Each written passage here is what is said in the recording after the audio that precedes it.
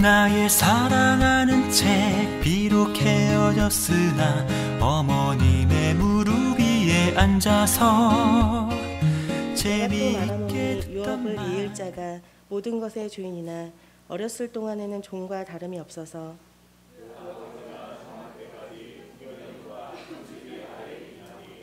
이와 같이 우리도 어렸을 때에 이 세상의 초등학문 아래에 있어서 종 노릇하였더니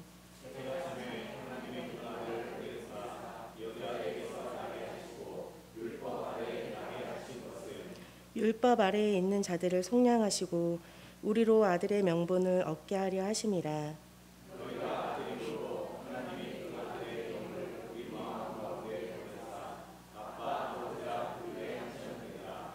그러므로 내가 이후로는 종이 아니요 아들이니 아들이면 하나님으로 말미암아 유업을 받을 자니라.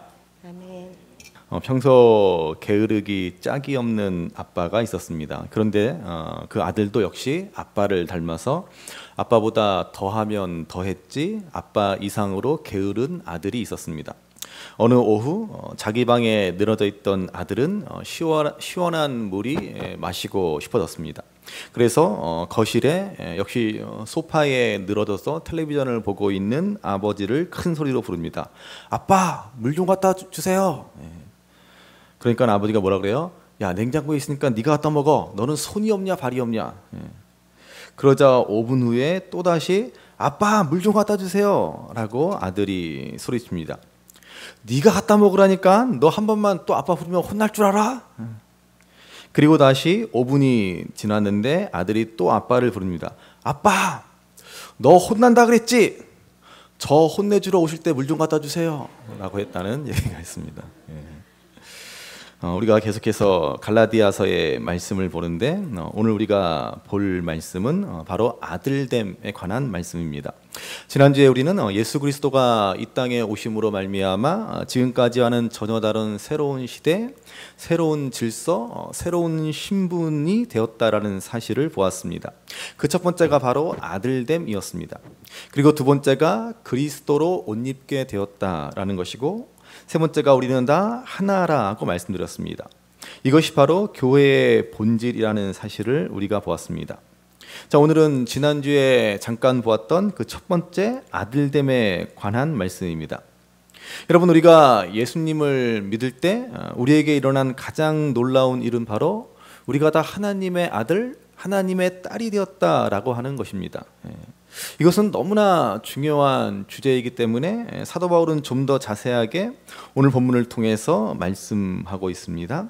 자, 오늘 본문 갈라디아서 4장 1절 2절 말씀을 다시 한번 보시기 바랍니다. 1절 2절 같이 읽습니다. 내가 또 말하노니 유업을 이을 자가 모든 것의 주인이나 어렸을 동안에는 종과 다름이 없어서 그 아버지가 정한 때까지 후견인과 청지기 아래에 있나니. 사람이 나이가 어리면 어린아이 상태로 있으면 그가 아무리 주인일지라도 재물의 가치를 잘 모르고 또한 상황 파악을 정확히 할 수 없습니다. 왜 그래서 우리나라도 그렇고 세계 역사에도 보면은 뭐 섭정이라든지 수렴청정이라든지 해서 어린 군주를 대신해서 다른 사람들이 통치하는 그러한 제도가 있지 않습니까? 너무 어린 나이에 왕에 오르게 되면 어느 정도 성인이 되어서 왕으로서의 자질과 역량을 갖출 때까지 국정을 다른 사람들이 대신 맡아보는 것입니다. 자, 그렇게 왕이나 집안의 유업을 받을 자가 너무 어릴 때는 그는 후견인과 청지기의 보호 아래에 있어야 합니다. 그러니까는 신분 자체는 아무리 주인일지라도 아들일지라도 실제적으로는 종과 같은 상태에 머물러 있는 것이 어린아이의 상태다라는 것입니다. 여기 후견인이라는 말은 법적인 보호자, 법적으로 보호하는 사람을 말하고 청지기는 재산과 노예를 관리하는 사람을 말합니다. 주인이지만 후견인과 청지기의 도움 아래에 있어야 하는 것이 어린 시절의 모습입니다. 자, 그래서 3절에서 이렇게 말합니다. 3절 같이 읽습니다. 이와 같이 우리도 어렸을 때 이 세상의 초등학문 아래에 있어서 종노릇 하였더니. 자, 자, 이 말씀에 대해서는 우리가 또 다음에 집중적으로 보게 되겠지만은, 자, 이 말씀은 우리가 나이가 어리다라는 뜻이 아니라 예수님이 이 땅에 오시기 전에 우리의 상태를 말합니다. 그때는 우리가 아직 미성숙하고 온전하지 못한 상태였다는 말입니다. 그래서 어떻게 되었습니까? 어린 주인이 후견인과 청지기 아래에서 종과 같이 있었던 것처럼 우리는 세상 초등학문 아래에서 종노릇하였다라고 말씀합니다. 이것이 바로 예수님이 오시기 전, 그리고 예수님을 만나기 전에 사람들의 상태다라는 것입니다. 자유롭게 사는 것 같지만, 내 마음대로 인생을 살아가는 것 같지만, 진정한 자유가 아닌 끝없는 욕심과 정욕에 사로잡혀 그것들의 종이 되어 살아갑니다. 죄와 죽음의 권세에 사로잡혀 거기에 매여 살아가는 것입니다. 이것이 바로 우리 인간의 실체입니다. 자, 그런데 예수님이 오시어 어떻게 되었습니까? 이제 어린 시절의 일이 끝나게 됩니다. 이제 종노릇하는 것을 멈추게 되는 것입니다. 전혀 새로운 시대, 새로운 삶, 새로운 신분으로서 살아가게 되는 것입니다.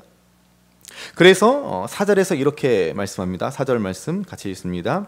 때가 참에 하나님이 그 아들을 보내사 여자에게서 나게 하시고 율법 아래에 나게 하신 것은. 자, 우리 한글 성경에는 생략되어 있지만요, 원문 헬라어 성경을 보시면 이 4절 앞에 그러나라는 접속사가 있습니다.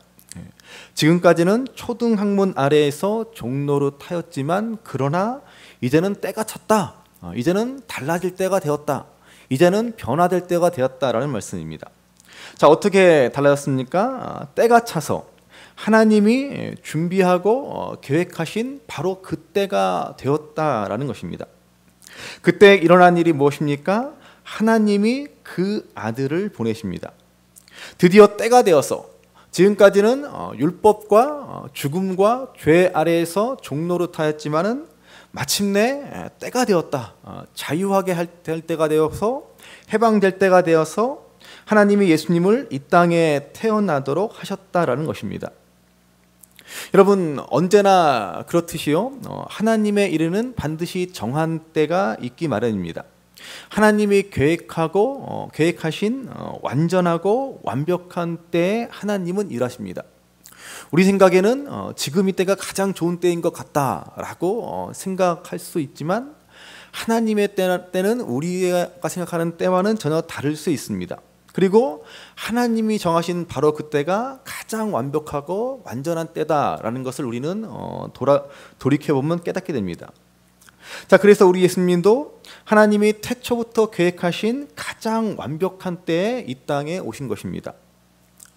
그러면 왜 하나님은 지금으로부터 2000년 전 저 팔레스타인의 그 고통받고 압제당하는 땅에 우리 예수님을 보내십니까?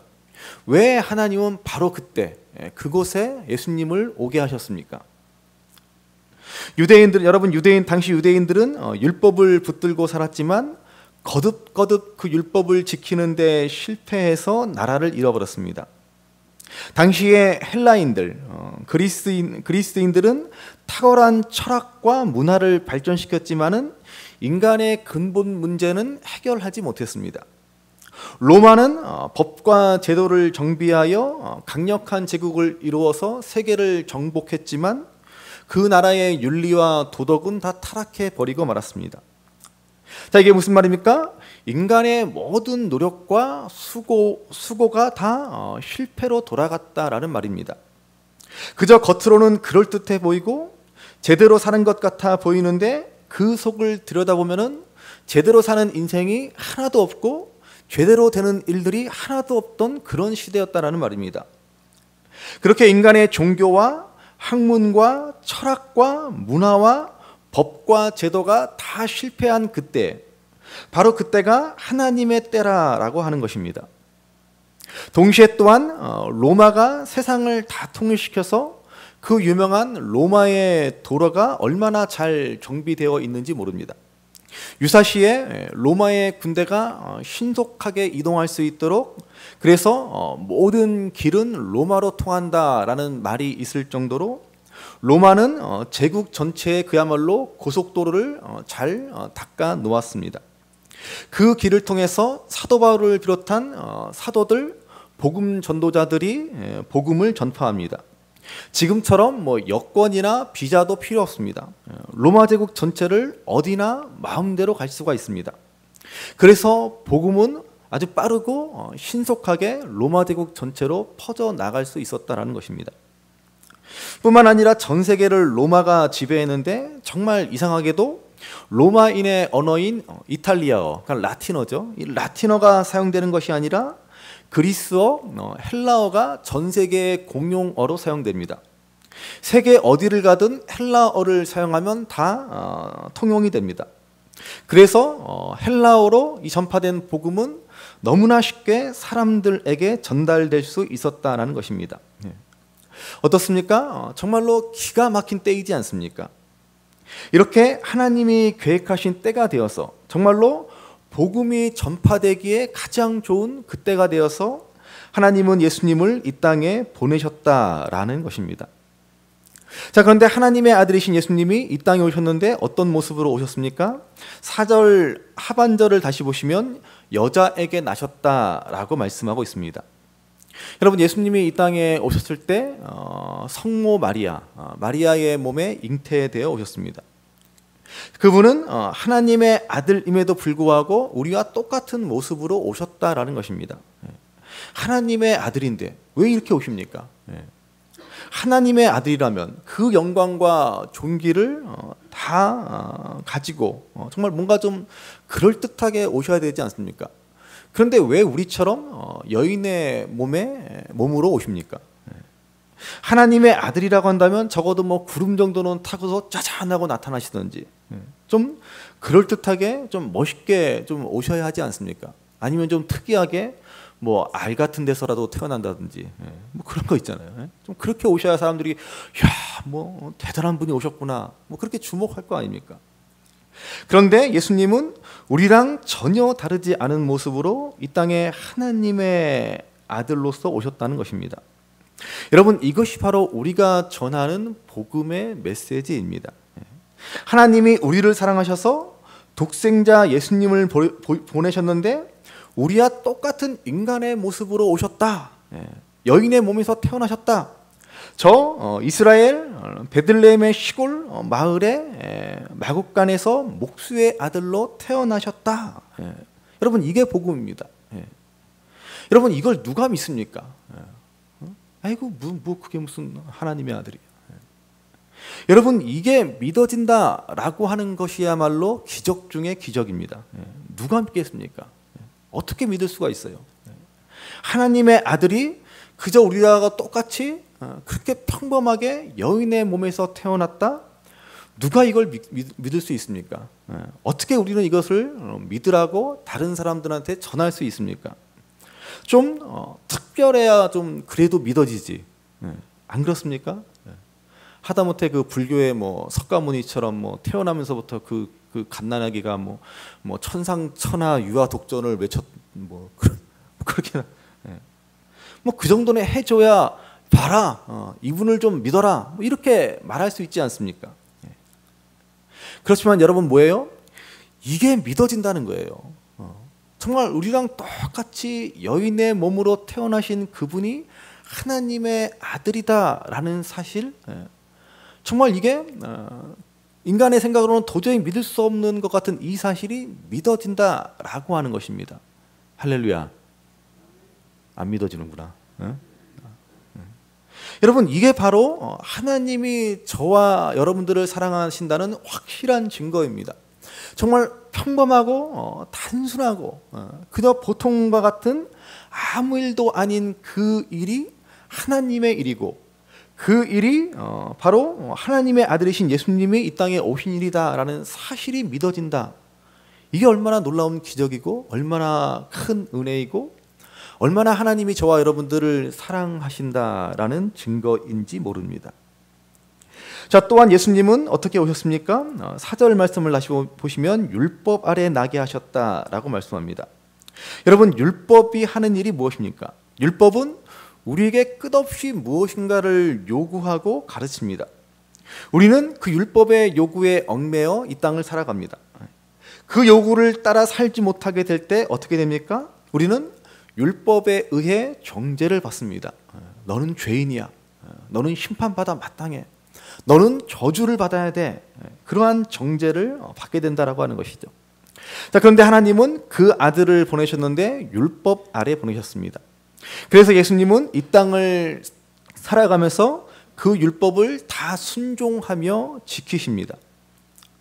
한 번은 예수님께서 예루살렘에 베드로와 제자들을 데리고 올라가셨는데 성전세를 내라고 합니다.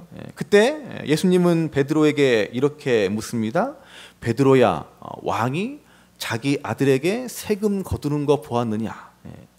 왕의 아들이 세금 내는 법이 어디 있느냐? 그렇게 말씀하시면서 예수님은 자신은 성전세를 내실 필요가 없는 분임을 분명히 말씀하십니다. 그렇지만은 율법을 지키시기 위해서 율법에 순종하시고자 베드로를 보내 성전세를 내십니다.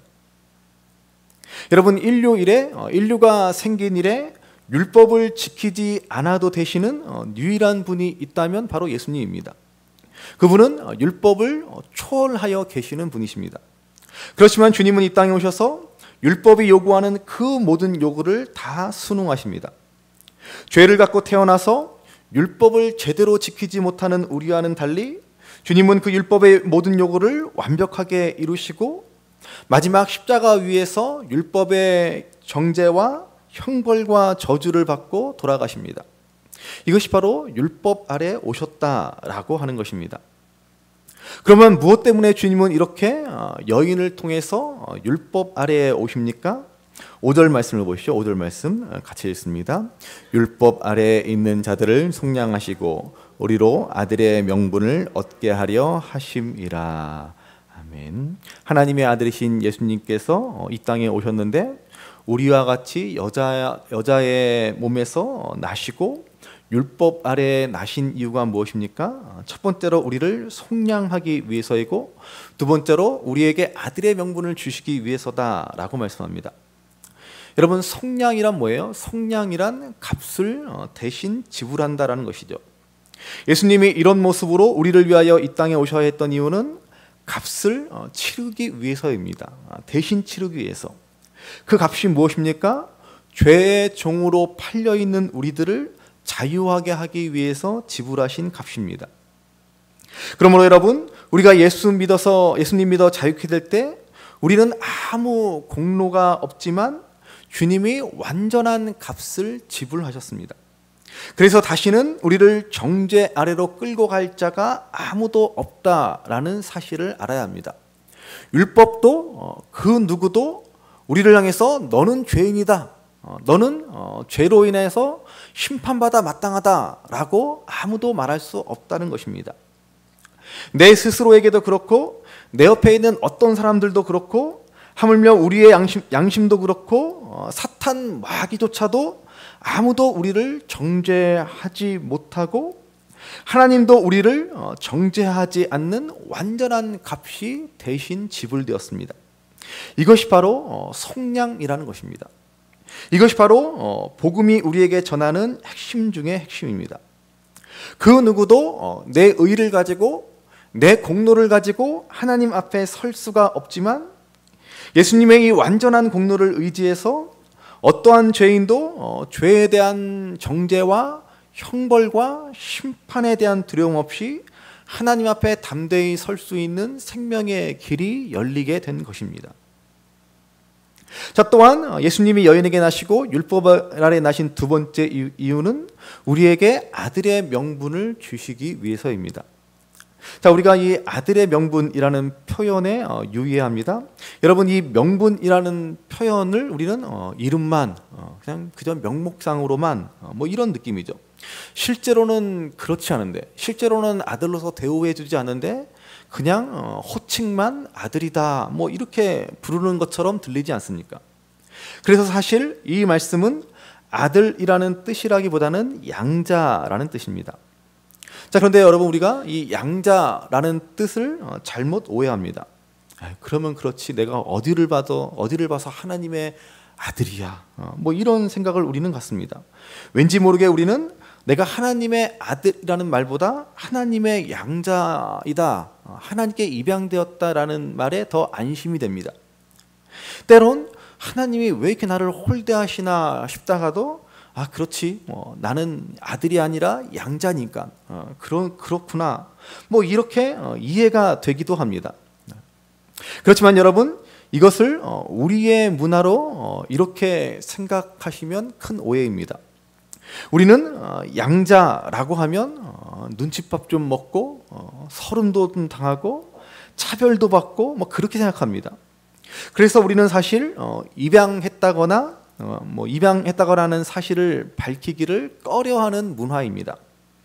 그러나 여러분, 미국이나 유럽은 어떻습니까? 그들은 아예 피부색이 다른, 인종이 다른 아이들을 입양합니다. 당당하게 입양 사실을 밝히고 어려서부터도 그 아이들에게 그 사실을 알게 합니다.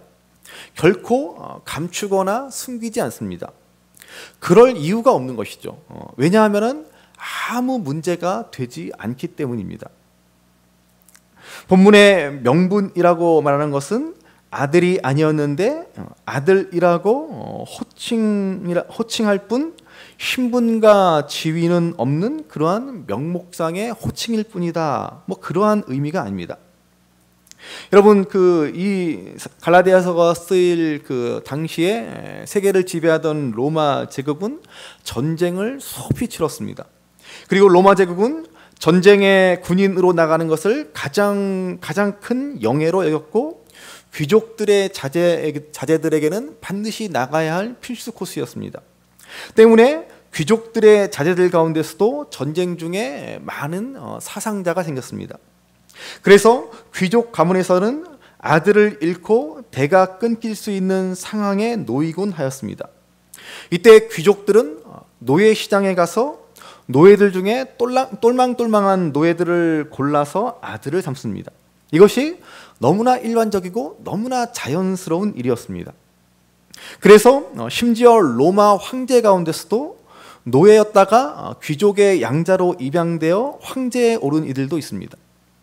그렇게 노예에서 양자로 입양되면 그 순간부터 그 노예는 귀족인 아버지의 신분과 지위와 재산을 다 상속받게 됩니다. 우리하고는 전혀 인식이 다른 것이죠. 분명히 친자식이 아닌 양자인데도 입양한 본인도 그렇고 다른 사람들도 그렇고 그를 친자식과 구별하거나 차별하지 않습니다. 그래서 우리가 영화 벤허를 보면 잘 나오지 않습니까? 벤허가 노예였다가 그가 탄 군선의 해군 제독을 구하고 그의 양자가 되지 않습니까? 그 순간 그는 귀족인 그의 양아버지의 모든 지위와 재산과 신분을 똑같이 누리게 되는 것입니다. 여러분, 이처럼 양자의 명분을 얻는다라고 하는 것은 직접 낳은 자녀가 아닐 뿐이지 친자녀와 모든 것을 동일하게 누리고 상속받게 되었음을 말하는 것입니다. 그것이 바로 당시의 관습입니다. 여러분, 이것이야말로 우리 기독교의 복음이 선포하는 참으로 귀중한 메시지입니다. 여러분, 우리가 다 하나님의 아들로서 하나님의 딸들로서 입양되었다는 것입니다. 그래서 우리는 예수님과 동일한 신분과 지위와 모든 영광과 존귀를 똑같이 다 얻게 되었다는 것입니다. 여러분, 얼마나 놀라운 은혜입니까? 우리같이 연약하고 보잘것없는 사람들이 예수님과 동일한 신분과 지위와 권세와 영광을 똑같이 누리게 되었어요. 할렐루야. 별로 안 기쁘시구나. 여러분, 우리가 예수님을 믿기 전에 어떤 사람이었는지, 어떤 신분이나 재능을 가지고 인생을 어떻게 살아왔는지에 관계없이 우리가 예수님 믿는 순간 그때부터 우리는 이 놀라운 새로운 신분을 얻게 되는 것입니다. 이것이 그저 형식적인 말로 그치는 것이 아니라 실제적으로 일어난 일입니다. 그래서 고린도전서 3장을 보시면 아주 기가 막힌 놀라운 말씀이 있습니다. 고린도전서 3장 21절부터 23절 말씀을 한번 같이 읽어보시겠습니다. 그런즉 누구든지 사람을 자랑하지 말라. 만물이 다 너희 것임이라. 바울이나 아볼로나 게바나 세계나 생명이나 사망이나 지금 것이나 장래 것이나 다 너희의 것이요 너희는 그리스도의 것이요 그리스도는 하나님의 것이니라. 아멘. 정말 놀라운 말씀입니다. 여러분, 이 고린도 교회는요 아직 미성숙한 어린 나이와 같아서 교회가 막 4분 5열 갈라지고 말았습니다. 그래서 그들은 서로 갈라져서 나는 베드로를 따른다, 나는 아볼로파다, 나는 바울파다, 뭐 이렇게 분열되었습니다. 그런 교회에 사도 바울이 지금 편지를 쓰고 있는 것이죠. 그리고 뭐라 그럽니까? 바울이 도대체 누구며 아볼로가 누구며 게바는 누구냐? 그렇게 말합니다. 그리고는 이러한 놀라운 말씀을 하는 것입니다. 그들은 다 너희의 것이다 그랬습니다. 무슨 말이에요? 너희가 더 중요하고 너희가 더 중심이고 너희가 핵심이고 그들은 너희들을 위해서 존재하는 자들이다 라는 말입니다. 너희들은 하나님의 아들이고 하나님의 자녀로서 그들은 그저 너희를 돕고 협력하고 섬기는 사람들 뿐인데 어떻게 너희들은 그 사람들을 중심으로 나누어져 다투고 싸울 수가 있느냐라는 것입니다. 누가 더 큰지를 알아라는 것입니다. 여러분, 아무리 위대한 목회자이고 아무리 위대한 인물일지라도 여러분 다 우리를 위해 존재하는 사람들일 뿐이고 하나님이 우리를 위해서 우리를 섬기라고 보낸 자들일 뿐입니다. 왜요? 우리는 하나님의 아들이고 하나님의 딸이기 때문에 그렇습니다. 그래서 모든 것은 다 우리들의 소유입니다.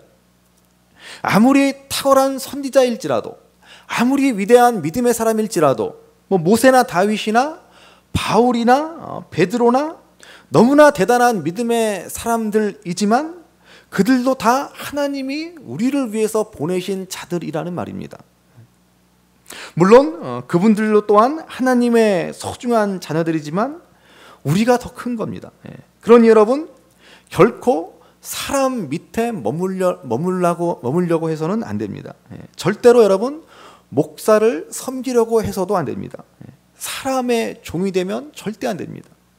여러분이 더 크고 소중한 존재입니다. 각자가 하나님 앞에서 너무나 고귀한 하나님의 아들이요 딸이 되지 않았습니까? 그런데 여러분, 오늘날 우리 한국 교회는 어떻습니까? 사람 밑에 목사 밑에 머무는 것을 너무나 당연하게 여기고 그것을 너무나 좋아합니다.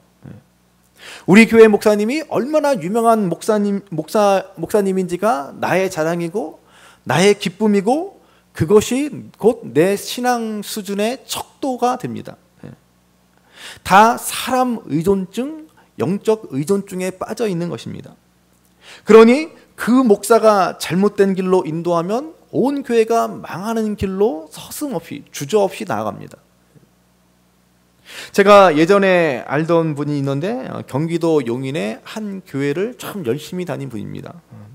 그 교회 목사님이 요즘 한창 무리를 일으키는 신사도 운동에 빠져 있습니다.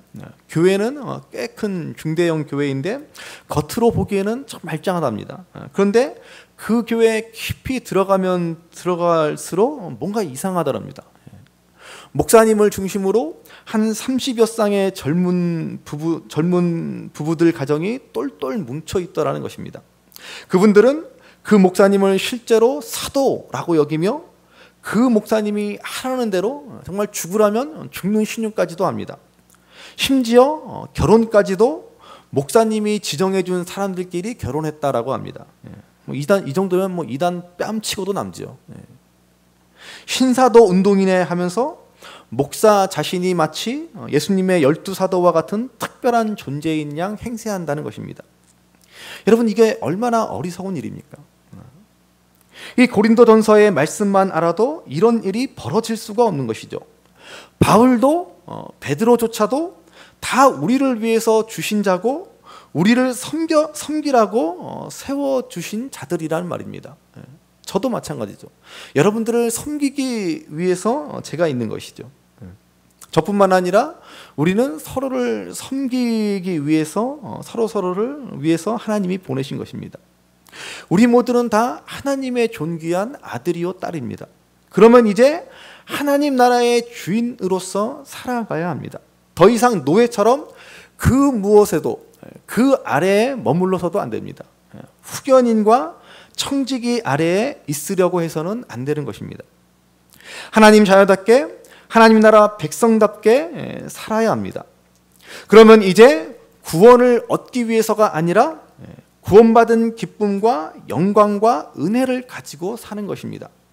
더 이상 이 세상이 자랑하는 돈이나 명예나 사람들의 인정이나 그런 것들에 매여 살아가지 않고, 그런 것들은 그리스도 안에서 이미 다 하나님이 우리들에게 주신 것이다 라는 것을 알고, 하나님 아버지가 이미 나를 완전히 인정해 주셨기에 사람들의 인정에 더 이상 목매이지 않고 살아갑니다.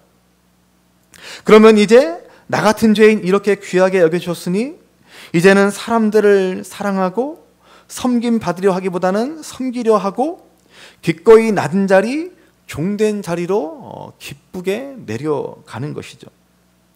하나님의 아들 되고 하나님의 딸이 된 이 영광을 우리는 받았기에, 그것을 너무나 잘 알기에 이제는 세상과는 전혀 다른 모습으로 이 땅을 살아가는 것입니다.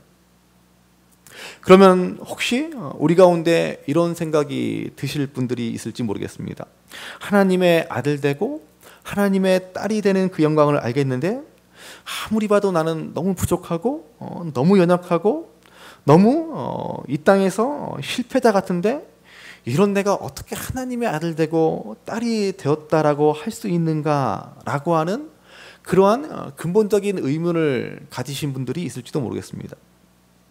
여러분, 오늘 우리가 실패하고 신앙의 길을 잃어버린 대목이 다 거기 있습니다.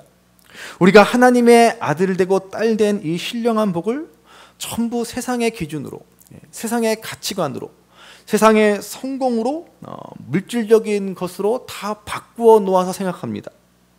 나는 가진 것도 없는데, 나는 능력도 없는데, 나는 세상에서 힘도 없고 세상에서 실패했는데 내가 무슨 하나님의 자녀로서의 영광을 누리고 있는가? 뭔가 눈에 보이고 손에 잡히고 뭔가 많이 가지고 있어야 세상 사람로부터 인정받아야 하나님의 자녀로서의 영광을 누리고 있다라고 생각하는 것입니다. 여러분, 그런 것이 절대로 아니죠. 그러면 우리가 어떻게 하나님의 아들이고 하나님의 딸임을 알 수 있습니까? 6절 말씀을 보시죠. 6절 말씀 같이 읽습니다. 너희가 아들임으로 하나님이 그 아들의 영을 우리 마음 가운데 보내사 아빠 아버지라 부르게 하셨느니라. 아멘. 하나님이 성령을 우리 마음 가운데 보내셨습니다. 성령님이 우리 마음 가운데 오셔서 두 가지 큰 일을 하십니다. 첫째는 예수님이 하나님의 아들이심을 믿게 하십니다. 그래서 본문 말씀에서 성령을 아들의 영이라고 표현합니다.